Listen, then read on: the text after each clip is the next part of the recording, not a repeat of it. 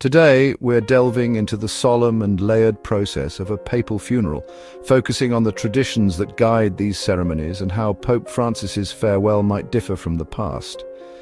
A papal funeral is not just a religious ceremony, it's a complex blend of ancient rituals and modern participation.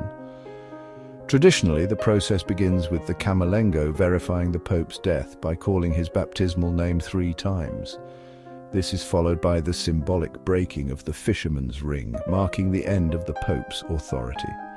During the lying in state, the Pope's body is dressed in red robes, symbolizing martyrdom and the blood of Christ. Pilgrims gather in St. Peter's Basilica for this solemn occasion, which often sees lines stretching for miles as faithful from around the world come to pay their respects. The burial involves 3 caskets, the cypress, lead and oak. The cypress casket, inscribed with the Pope's personal details and a summary of his papacy, is sealed with red ribbons. The lead casket is soldered shut and marked with a cross, while the oak casket is the final layer, ensuring the Pope's remains are protected for centuries.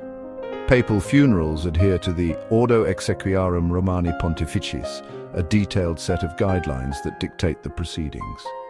The funeral mass itself is a grand event held in St. Peter's Square with the College of Cardinals, Bishops and dignitaries in attendance.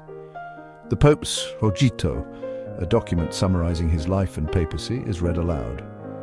The Novem Dialis, or 9 days of mourning, include daily masses and prayers, culminating in a final mass on the 9th day.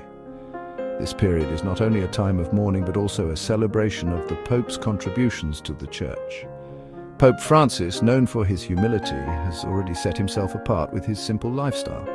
He has expressed desires for a more modest funeral, potentially foregoing the traditional 3-casket burial in favor of a simpler approach. Francis's focus on humility and service may also influence the scale of his funeral mass. We could see a less opulent ceremony, reflecting his commitment to the poor and marginalized. His funeral might place greater emphasis on inclusivity, possibly inviting representatives from various faiths and communities he has engaged with during his papacy. When the time comes, Pope Francis's funeral will be a moment of both tradition and transformation, potentially setting new precedents for future papal farewells. His legacy of humility and reform could redefine how we honor the life of a pope. That's two.